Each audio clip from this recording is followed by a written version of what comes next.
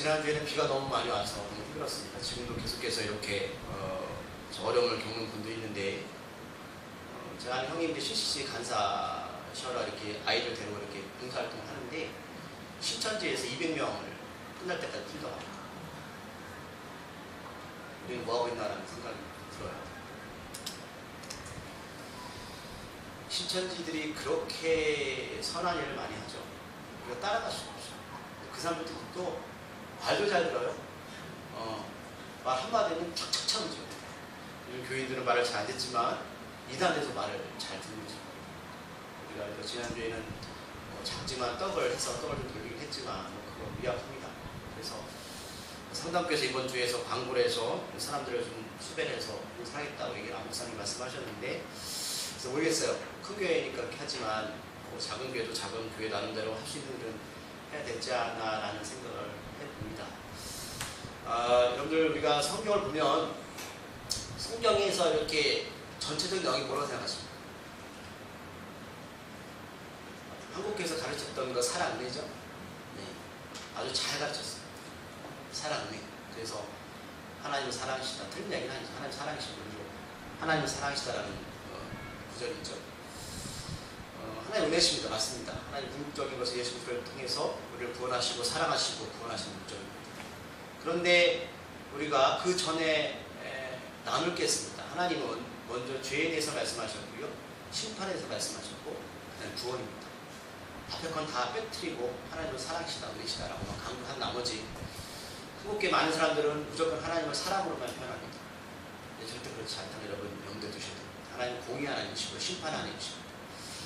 하나님 뜻을 묻는다면 최종적으로 구원입니다. 구원. 시건 전에 구원이 아니고요. 이런 빠진 구원이 아니고 그래서 저는 교회의 존재 목적은 거기에 있다고 생각합니다. 착한 일 하는 거, 선한 일 하는 거 중요하지만 영적인 구원 없이, 육적인 구원 없이 교회가 다른 길로 가는 거 저 올바라고 생각하지 않고요. 성경적으로 일반된 말씀을 생각합니다. 그래서 제가 늘 교회 어르신들이나 임종이 앞두신 분들을 찾아가고 하는 이유가 바로 그겁니다. 구원을 확인하고. 물론 최종적으로 하나님께서 심판하시고 구원하시는 거지만 우리가 복음을 끝까지 전하는 것은 우리의 몫입니다. 우리가 예배드릴 목적이 무엇입니까?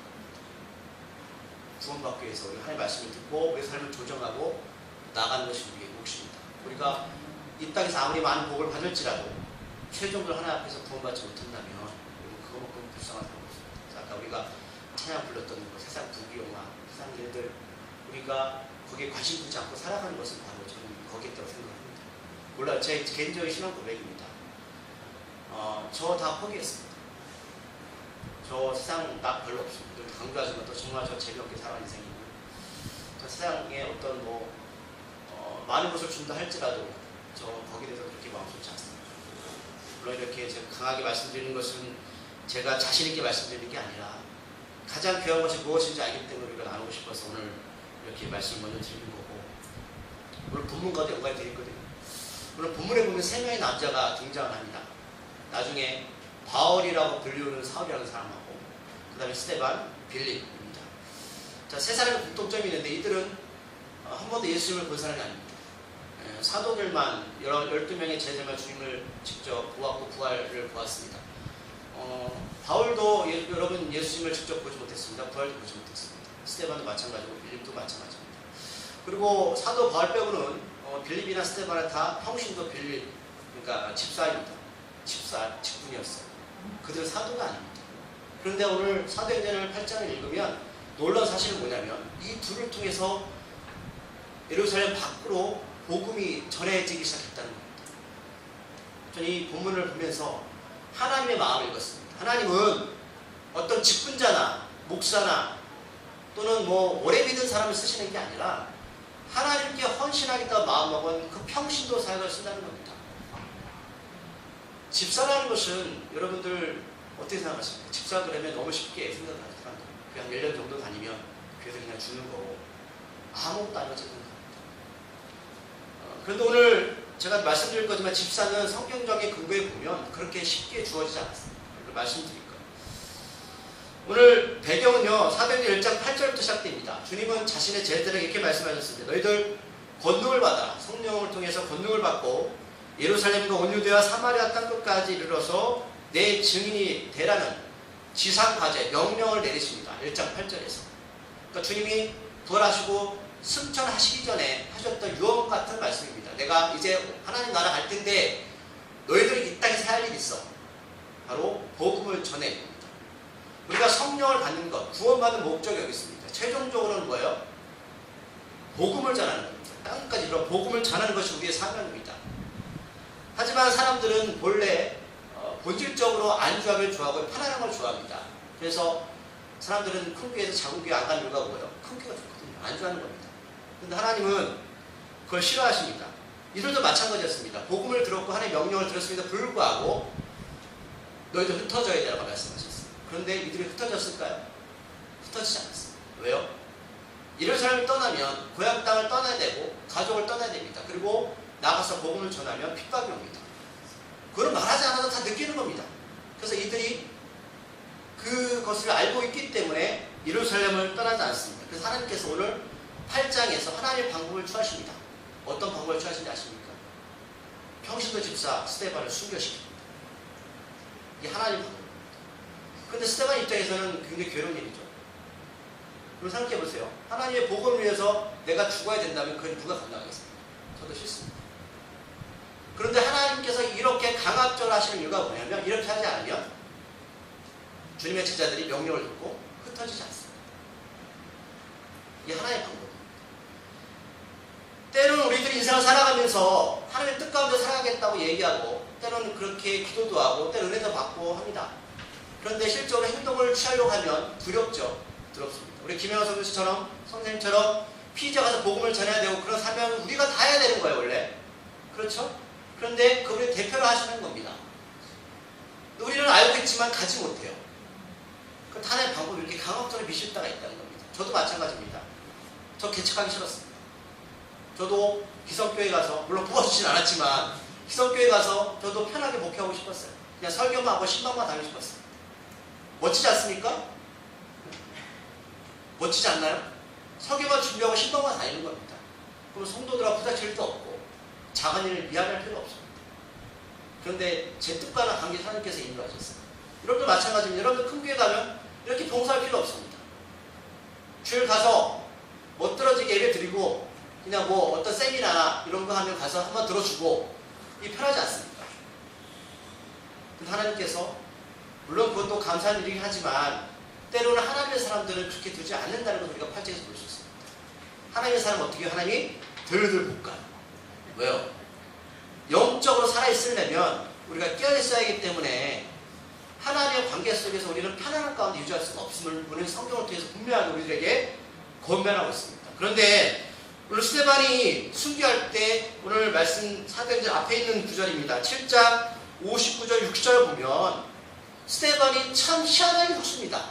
자, 뭐라고 기록했는지 우리가 한번 앞에 있는 8장 앞에 있는 사도행전 7장 59절 60절까지 두 절 말씀을 우리 함께 읽어보도록 하겠습니다. 시작. 그들이 돌로 스데반을 치니 스데반이 부르짖어 이르되 주 예수여 내 영혼을 받으시옵소서 하고 무릎을 꿇고 크게 불러 이르되 주여 이 죄를 그들에게 돌리지 마옵소서 이 말을 하고 자니라. 아멘. 또 오늘 성경은 잔다라고 표현하고 있죠. 성경은 끊임없이 죽음에 대해서 죽었다고 표현하지 않습니다. 잔다라고 표현합니다. 그럼 아시죠? 왜 이렇게 표현하고 있습니까? 잔다라는 것은 다시 깨어난다. 자, 오늘 스데반의 이 죽음 앞에서 했던 멘트가 누구랑 비슷한지 아십니까? 맞아요. 예수입니다. 일개 집사가 죽으면서 죄송합니다. 이런 표현 써서 목사도 아니고 장로도 아닌 이 사람이 어떻게 죽으면서 줄무 같은 이 멘트를 날릴까 하는 거예요. 오늘 빌립이 스데반과 같이 초대교회에서 집사로 이렇게 선택을 받는 장면이 사도행전 6장 3절에 기록되었습니다. 그러면 왜 하나님께서 왜 이들을 선택했을까? 먼저 말씀드리면 사도들이 있지만 교회가 부흥되기 시작해서 더 이상 사람들이 많아지니 그들이 구제나 이렇게 많은 사람을 도울 수 있는 처지가 안 되었습니다. 그래서 안 되겠다 싶어서 사도들이 이제 우리는 말씀과 기도에 전념하겠다.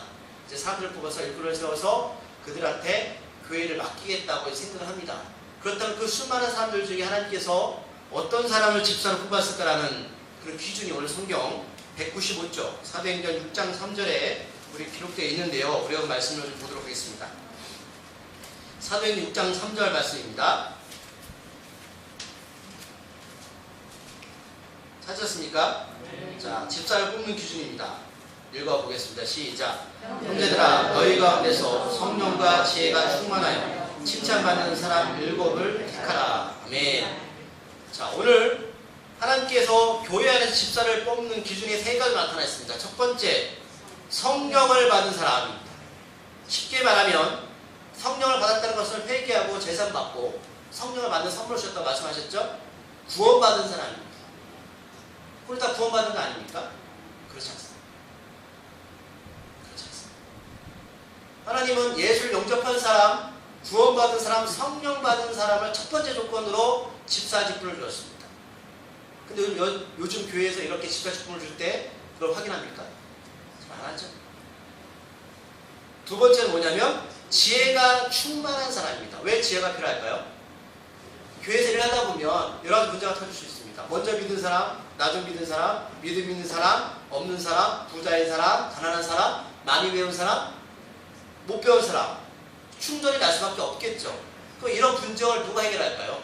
하나님 진짜 내려오셔가지고 하지마 이렇게 말씀하십니까? 안 해요. 지혜 있는 사람, 여러분 지혜와 지식은 다르다 말씀드렸습니다. 아시죠? 지식은 그냥 세상에서 얻는 거예요. 1 더하기 2. 하지만 이것을 가지고 세상 가운데 나가서 내가 어떤 위기가 닥칠 때에 쓰는 게 바로 지혜입니다. 지식과 지혜는 달라요. 그래서 이것을 공부를 많이 했다는 게 아니라 하나님의 성령 충만한 사람은 뭐예요? 지혜를 주십니다. 분쟁을 해결하고 화목한 사람이죠. 지혜 있는, 두 번째 지혜 있는 사람입니다. 그래서 어떤 사람이 가면 그 문제를 교회 안에서 잘 문제를 해결하는 사람이 있는가 하면 어떤 사람은 뭐예요? 문제를 일으키는 사람이 있습니다. 그러니까 첫 번째 조건이 안 되니까 두 번째 조건이 안 됩니다. 세 번째 뭐예요? 칭찬받는 사람입니다. 우리가 구호가 있잖아요. 우리 표어가 뭡니까? 하나님이 교회를 성장시키는 이유가 어떤 이유냐면 단순히 믿음만 있다고 하는 게 아니라 칭찬을 받아야 됩니다. 세상 가운데. 이거 칭찬지 다 잘하고 있습니다. 그죠? 잘하고 있어요. 이 3가지 조건 중에서 가장 먼저가 바로 구원받은 사람입니다. 그러니까 내 안에 구원의 확신이 있을 때 그래서 그 사람을 집사를 줄 수 있는 명분이 될 수 있다는 거예요. 헬라 원어에 보면 더 자세히 기록되어 있는데 뭐라고 표현되어 있냐면 영과 지혜가 검증된 사람이라고 표현되어 있습니다. 검증이 뭐예요? 검증은 참인지 거짓인지 구분하는 겁니다. 그러니까 이 사람이 정말로 영과 지혜가 하나님 앞에 거듭난 사람인가라고 검증해야 된다는 거예요. 그냥 너 교회 오래 다녔으니까 열심히 했으니까 직분을 주는 게 아니라 하나님의 말씀을 가지고 검증되어질 때 비로소 집사라는 직분을 주는 겁니다. 초대교회는 반드시 이 절차를 거쳐야 교회의 일꾼인 집사로 뽑았습니다. 이것은 우리가 안수집사입니다. 집사가 아니에요. 안수를 줬기 때문에. 이 기준은 여러분 신학에만 있는 게 아닙니다. 이 기준은 구약 때부터 내려왔는데 우리가 성막을 공부하신 분들 알겠지만 성막을 만들 때 모세가 하나님부터 설계를 받았잖아요. 그리고 모세가 일을 할 수가 없습니다. 그래서 사람을 뽑아서 세우는데 이 기준을 세웁니다. 우리 출애굽기 35장 30절 31절 말씀을 보시겠습니다. 출애굽기 35장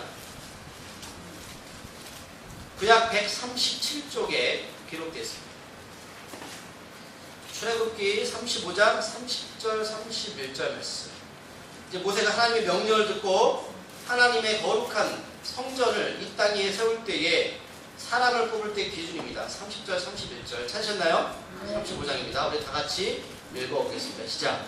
모세가 이스라엘 자손에게 이르되 볼지어다 여호와께서 유다 그때 손자요 우리의 아들인 불살렛을 지명하여 부르시고 하나님의 영을 그에게 충만하게 하여 지혜와 총명과 지식으로 여러 가지 일을 하게 하시되 아멘. 아멘.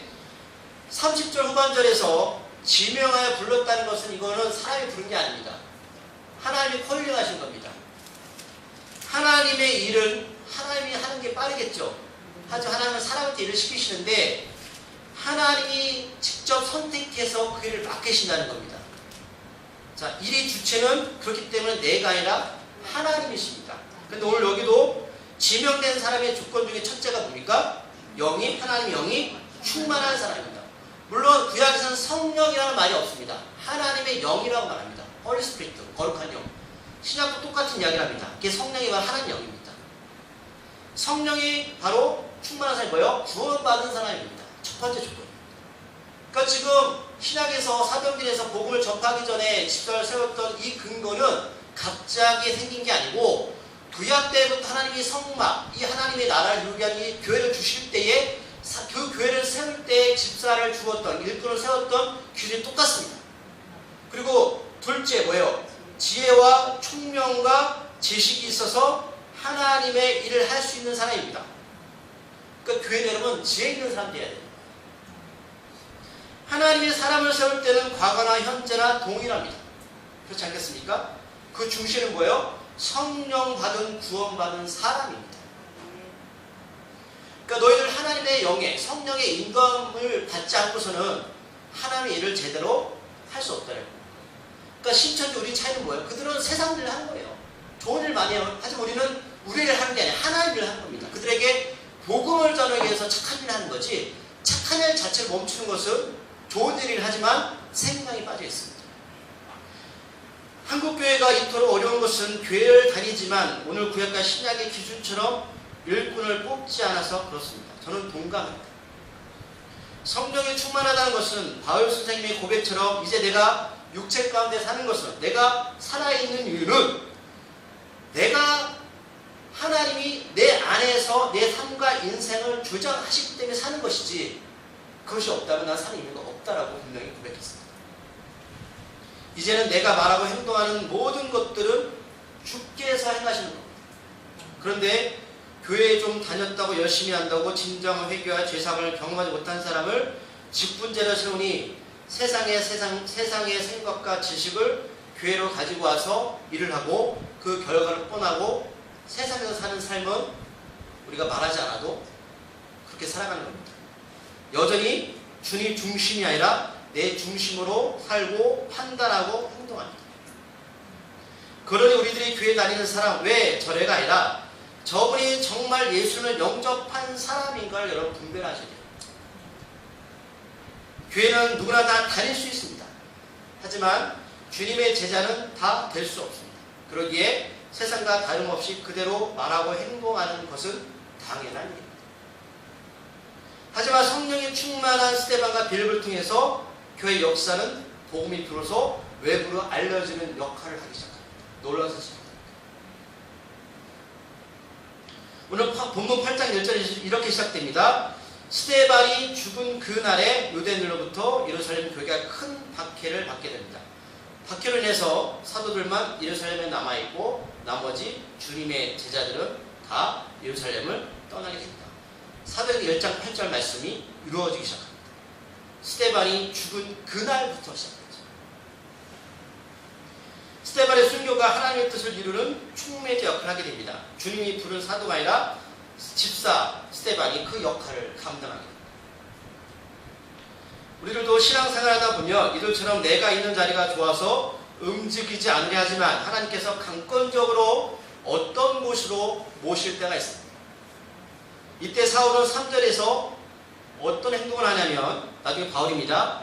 그리스도인들을 참멸하려고 각 집으로 들어가서 남녀를 끌어다가 옥에 가둡니다.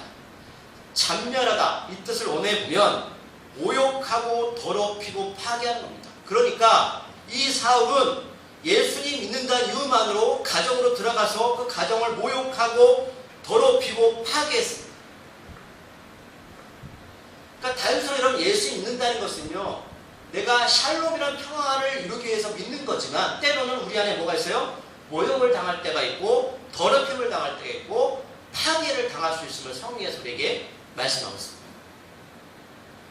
이렇게 흩어진 사람들은 그러면 단순하게 억압으로부터 도망간 것이냐? 그렇지 않고 4절에 보면 흩어진 사람들이 뭐요? 두루 다니면서 복음을 전합니다. 자, 두루 다닌다는 것은 뭐예요? 한 곳에 머문 것이 아니에요. 이곳저곳 다닙니다. 우리가 좀 생각해 봐야 돼요. 내가 모욕당하고 더럽히고 파괴당하는데 어렵지 않습니까?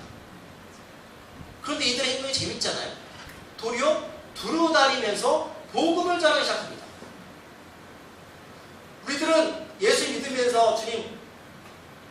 평화를 주세요. 물론 맞는 기도입니다. 문제 없게 해주세요. 맞는 기도입니다. 근데 도리어 이들은 문제를 만나 고통을 당하는데 복음의 능력은 더 크게 나타났다는 거예요. 왜일까요? 하는 겁니다.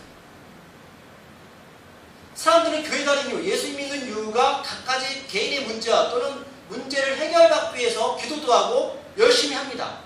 근데 오늘 본문은 그렇지 않다.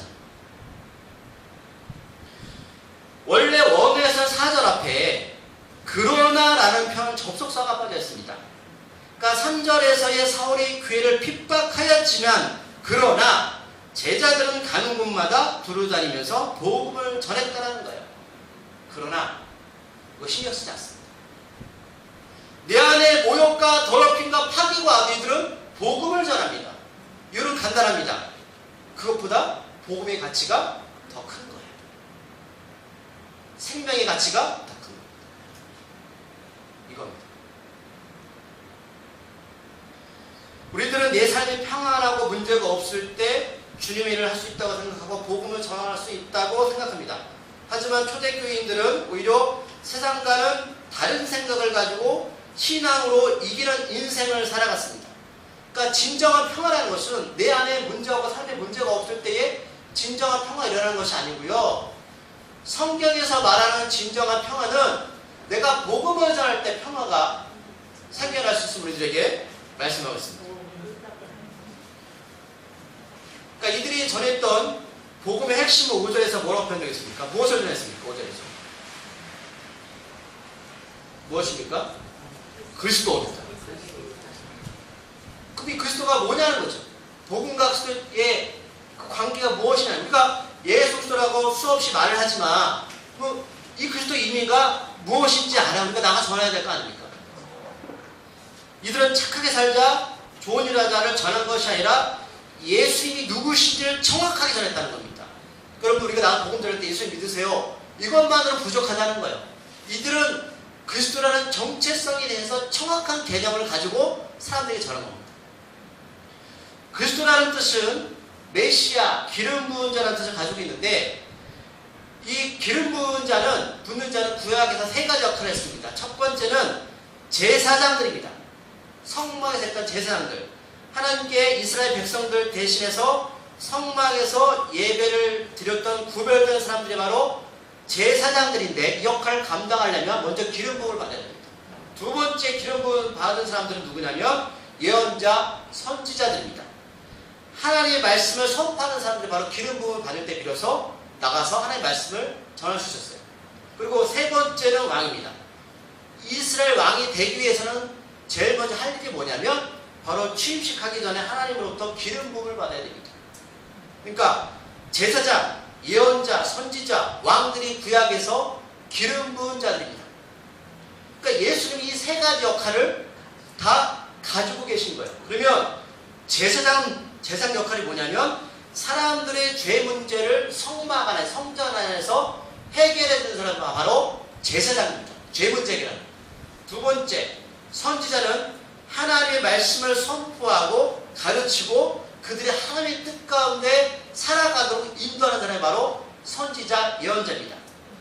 세 번째로 왕은 뭐예요? 다스리는 사람입니다. 그래서 우리는 이 모든 것들을 하나님 나라, 예수님은 이 땅에 오신 목적이 3가지라는 것이에요. 먼저 첫 번째 뭡니까? 죄 문제 해결.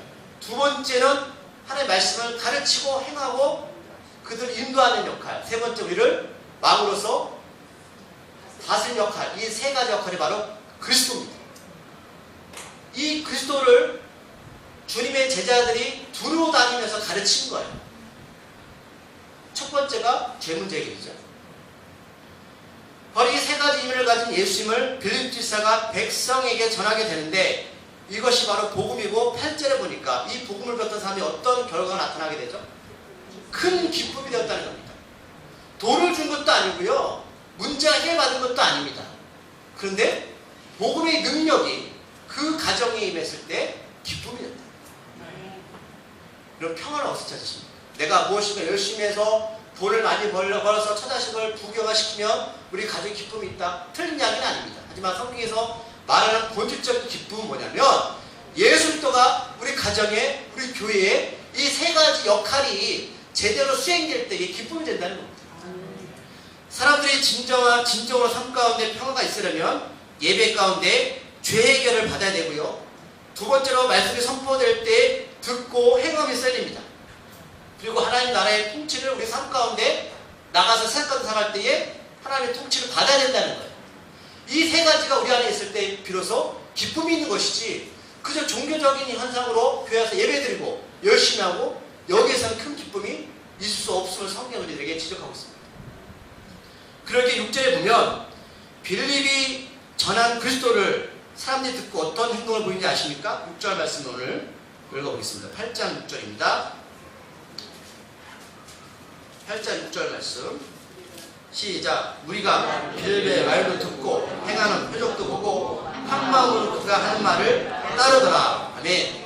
이들이 진정한 그리스도 복음을 듣고 어떤 행동을 보입니까? 사람들이 듣고 들었습니다. 말씀을 들은 거예요. 복음을 들었어요. 두 번째 행합니다. 그리고 하나님의 능력을 어떻게 해요? 체험하게 되는 거예요. 그 우리가 지금까지 신앙생활 오래 했습니다. 하나님의 경험하지 못할까요? 듣기만 했습니다. 듣고 끝났어요. 근데 이들은 복음을 듣고 끝난 게 아니라 뭐예요? 행했습니다. 나와서 그 말씀이 맞는지 틀리는지 행했습니다.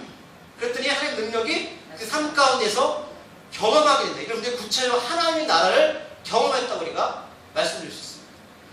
하나님의 나라는 천국에만 있는 게 아닙니다. 우리 가정에서, 교회에서 듣고 행하면 능력을 통해서 나타납니다. 근데 그 매개체는 바로 빌립 집사를 통해서 이 복음이 전해졌을 때 일어나게 됐다는 것이죠. 그러니 교회가 왜 한국교회 능력이 없습니까? 사람이 부족해서 그렇습니까? 교회가 작아서 그런가요? 재정이 부족해서 그렇습니까? 아니에요. 빌립 같은 스데반 같은 그런 사람들이 우리 안에 없기 때문에 진정한 능력이 나타나지 않고 있는 겁니다. 숫자가 아니에요, 여러분. 숫자가 아닙니다. 우리들이 이 자리에 모인 것은 몇 마디의 좋은 말을 듣기 위해서 모인 것이 아닙니다. 빌립을 통해서 우리들이 예수님의 그 가치를 누린 것처럼 우리들도 이 자리에서 말씀을 듣고 보고 행하고 또 어떻게 됐습니까? 공동체의 마음이 하나가 되어서 하나의 말씀을 딸 때 진정 예배의 의미가 있는 것이지 듣고 집에 가서 아무 일 없이 행한다? 생각해 봐야 됩니다. 진정한 그리스도의 능력은 오늘 8절, 7절에서 이렇게 능력이 나타납니다. 그들이 하나님 나라를 경험하는 것이 오늘 사도행전 8장 7절에서 이렇게 나타납니다. 7절 말씀도 우리 다 같이 읽어보도록 하겠습니다. 시작. 많은 사람에게 붙었던 더러운 귀신들이 크게 소리를 지르며 나가고 또 많은 중풍병자와 못 걷는 사람이 나으니. 네. 오늘 두 가지 능력이 나타납니다. 영적인 측면, 육적인 측면입니다. 첫 번째 영적인 측면, 더러운 귀신들이 나갑니다. 영적인 측면이나 두 번째는 뭐예요? 중풍병자와 못 걷는 사람들이 걷게 됩니다. 복음의 능력이라는 그저 좋다가 아니라 듣고 구원받았다 여기서 끝나는 것이 아니라 우리 안에서 영적, 육적인 능력이 나타난다는 거예요. 얘는 지금 일어나지 않습니까? 일어납니다. 여기서 더러운 귀신을 원어에 보면 부정한 영입니다. 제가 몇 번 말씀드렸지만 귀신이 아니에요. 조상이 죽어서 귀신 되는 게 아니라 부정한 영, 악한 영입니다. 그럼 악한 영을 이길 수 있는 방법은 뭐예요? 거룩한 영입니다. 홀리 스피리트. 하나님 영 우리 안에 들어와야 됩니다. 그게 바로 예수 그리스도십니다. 그러니까 우리가 악한 일을 하고 죄를 짓는 것은 부정한 영이 하는 겁니다. 귀신들이 장난치는 거거든요. 그러니까 내 안에 예수님이 없으니까 그 악한 영의 인도를 받게 됩니다. 그러니까 복음의 능력은요, 결국 우리 가정 영적, 육적으로 변화시키는 겁니다. 그런데 빌립의 능력은 갑자기 생기는 것도 아닙니다. 마태복음 5장 23절, 24절 말씀, 신약 5쪽입니다. 마태복음 5장 23절, 4장입니다. 4장 23절, 24절 말씀 5쪽에 있습니다. 마태복음 4장 23절, 24절 말씀 사셨습니까? 자, 다 같이 읽어보겠습니다. 시작. 예수께서 온 갈릴리에 두루 다니사 그들의 회당에서 가르치시며 천국복음을 전파하시며 백성 중에 모든 병과 모든 약한 것을 고치시니 그의 소문이 온 주자에 퍼지니라. 사람들이 모든 앓는 자 곧 각종 병에 걸려서 고통당하는 자 귀신 들린 자 간질하는 자 중병자를 데려니 그들을 고치시라. 네. 오늘 빌려주셨던 복음의 능력은요, 갑자기라는 것이 아니라 주님께서 이 마태복음 5장은 사역하시기 전에 공생의 3년 동안에 처음으로 정리하신 겁니다. 주님 이런 일을 하실 거야.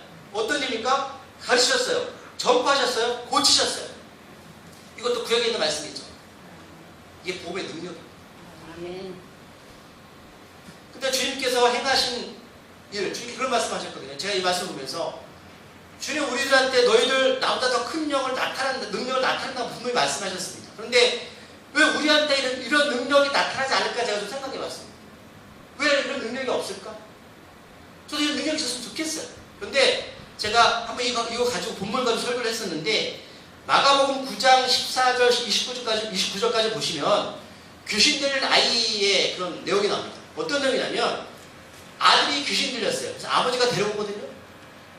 그런데 제자들이 고치지 못해요. 그새 주님이 안 계십니다. 근데 주님이 산에서 내려오셨는데 다퉈요. 서기관들하고.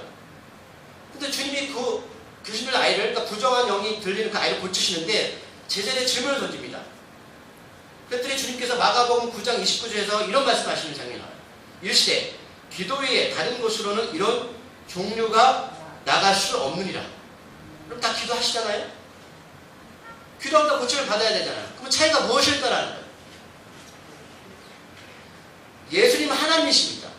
하나님이 기도할 필요 있습니까? 기도 안 해도 돼요. 그럼 이게 어떤 의미입니까? 제가 이번 수요일에 어떤 목사님께서 기도에 관해서 이렇게 간증하신 것을 페이스북에서 본 적이 있어요. 제가 말씀드린 적이 있어요. 그분이 목회를 하면서 여러 사람한테 기도를 부탁을 받았겠죠. 받았어요. 여러분도 기도 부탁 받으시잖아요. 근데 이분도 그런 고민을 한 거예요. 근데 나중에 보니까 자기가 실수한 것이 있어요. 기도 부탁을 많이 받았는데 다 기도를 해준 게 아니야. 잘못됐구나. 너무 쉽게 기도 부탁을. 그래서 이분이 나중에 어떻게 하냐면 기도 부탁을 받으면 그분하고 얘기를 합니다. 제가 언제까지 기도할까요? 일주일 할까 5일 할까요? 정확하게 날짜를 정해놓고 기도를 합니다. 그러고 나서 기도가 끝나면 항상 확인을 합니다. 집사님, 권사님, 기도를 했는데 지금 어떤 변화가 일어나고 있습니까? 그러니까 우리가 너무 기도에 대해서 그 자리에서 허락을 하고 하지만 꾸준히 하지 않고 내 멋대로 가고 확인도 안 하고, 그러니까 기준이 뭐냐면 이 안에 사랑하는 마음이 있는 거라는 거예요. 그분이 그런 말씀하시죠. 자기가 날짜를 정해놓고 기도하고 확인하다 보니까 그 영혼에 대한 사랑이 생겼다는 거예요. 전에는 단순하게 한번 기도가 끝났는데 이제는 그 당사자에 대한 애틋한 마음이 생겼다. 오늘 마가복음에서 제자와 이 아버지와 주님의 생각이 달라진 게 뭐냐면 이 제자들은 병이 안 고쳐지니까 벌써 끝나버렸어요. 뭐예요? 서기관들과 다툽니다. 네가 가니 내가 가니. 그런데 아버지는 뭐라고 말씀하냐면 마가복음 9장 24절에서 그 아들이 병고침을 받지 못하니까 이렇게 말합니다. 그 아이의 아버지가 소리를 질러대되 내가 믿나이다. 나의 믿음이 없는 것을 도와주소서. 이게 바로 아버지와 제자의 차이였습니다. 이것이 바로 우리가 기도할 때에 이 아버지와 제자의 차이입니다. 이 아버지며 병고침을 받지 못했다고 끝난 게 아니에요. 주님께 매달려서 나의 믿음 소리를 지르면서 창피하잖아요. 소리를 지르면서 내 믿음이 없는 것을 도와주세요 주님. 근데 제자들은 뭐예요? 9장 1절에서 다툼. 이게 제 마음이었어요. 9장 1절 말씀이 마가복음 제 마음이었어요. 주님이 아버지의 마음을 본 거예요. 다 같은 기도가 아니에요. 주님이 우리를 향한 바로 기도가 이 귀신 들린 아이든 아들든 아버지의 기도였습니다. 그렇구나. 우리가 왜 기도를 하면서 하나님을 체험하지 못할까? 바로 영혼을 사랑하는 마음. 진정한 사랑이 우리 안에 없구나. 이거였어요. 이 아버지는 자식을 사랑한 마음에 창피하고 믿음이 있고 없고 자랑하지 않았습니다. 이것이 바로 기도의 능력입니다. 오직 불쌍한 아들에게만 관심이 있습니다. 주님, 저 사람을 불쌍히 여겨주세요. 주님, 저 사람을 살려주세요. 내 진정한 마음이 하나님께 전달되어질 때에 비로소 우리 안에서 귀신이 쫓김을 당하고 병고침을 받을 수 있는 겁니다. 우리 안에 예수님께서 그렇게 하십니다. 복음의 능력이 바로 이겁니다. 제가 말씀을 정리합니다. 지난 주일에 제가 수혜가 나 제가 1층에 이렇게나 뭐 지하에 떡을 좀 돌렸습니다. 그때 우리가 주일날도 이렇게 몇 분 성도분들 옷이 젖어가면서 밖에서 일을 했어요. 물론 작은 표시입니다. 그러나 주님은 아실 겁니다. 우리의 마음. 저희들 이제 8월 10일 또 개척교회 가서 경로잔치 해줍니다. 물론 저희 교회도 쉽진 않지만 저희가 이렇게 하는 것은 이 마음을 갖기 위해서 하는 겁니다. 주님, 저희가 주님의 아버지의 영을 이렇게 해주세요. 노포트 순위교회 김동훈 목사님 이런 말씀 하신 적이 있습니다. 그 교회는 꽤 큰 교회였어요. 근데 지금 다 쪼개고 이제 은퇴하셨습니다. 일찍 조기 은퇴하셨는데, 교회가 퍼주다 망해도 괜찮지 않을까요? 라는 말씀하셨어요. 왜요? 교회 많거든요. 그런데 퍼주다 망한 교회는 많지 않거든요. 근데 저는 그래서 계획성 있게 교회가 해야 되는 거 아닙니까? 라고 얘기했지만 그러니까 저는 그릇이 작은 거예요. 그분은 그릇이 크니까 큰 목회를 하신 거고, 저는 이렇게 밴딩처럼 작으니까 그 차이더라고요. 여러분, 교회가 망하진 않아요. 하는 거니까. 그 교회가 이제 나중에 이제 쪼갠 이유가 뭐냐 말씀드렸지만, 강당에서 예배드리다가 나가라고 해서 교회가 쪼개져서 6,000명 모이는 교회였는데, 쪼개고 나서 한 달 뒤에 다시 이제 그 교회를 카운트를 했거든요. 시험할 때 1,000명이 더 늘었다고. 근데 거기서는 더 이상 늘지 못했어요. 공간이 적어서. 여러분들, 어렵다 힘들다고 주눅 들지 마십시오. 없을수록 더 나을 수 있어요. 우리 김혜영 성사님 무슨 뭐 건강하셔서 가정에 많아서 피지가 성리하지 않으세요? 그분도 시집가고 싶고요. 가정 꾸리고 싶어요. 다 똑같아요, 사람은. 아까 말씀드렸잖아요. 스테반의 순교 때문에 흩어지게 된 겁니다. 다 똑같아요. 저도 똑같아요. 저도요, 좋은 집, 큰 차 타고 싶어요. 저도 마찬가지예요. 안 그런 것 말도 안 해요. 안 그런 것 같으세요? 네? 저도 그래요. 하지만 어떤 게 중요한지 알겠다. 생명을 지켜주십시오. 기도하면서 우리 영상을 보면서 영상 보겠습니다. 하나님, 저희가 이 땅에 살아가면서요, 정말 오늘 하나님께서 두 집사를 통해서 세상을 바꾸시는 그 총회자 역할을 하셨는데, 저희도 그 역할을 감당하기를 소망합니다. 우리가 안주하고 그 자리에 있기보다는 정말 세상에 두루다니면서 이 복음을 전해서 영적, 육적으로 죽어가는 자들에게 생명을 주기를 소망합니다. 그 전에 먼저 내가 구원받는 사람인가, 또 지혜 있는 사람인가 먼저 확인하게 하시고 주님 안에서 화평하게 하여 주시옵소서. 진정한 평화는 내가 무엇을 가져서 평화가 있는 것이 아니라 내 안에 진정한 생명의 복음이 있을 때 평화가 있음을 이 시간 고백하게 하여 주시옵소서. 예수님의 이름으로 기도드립니다.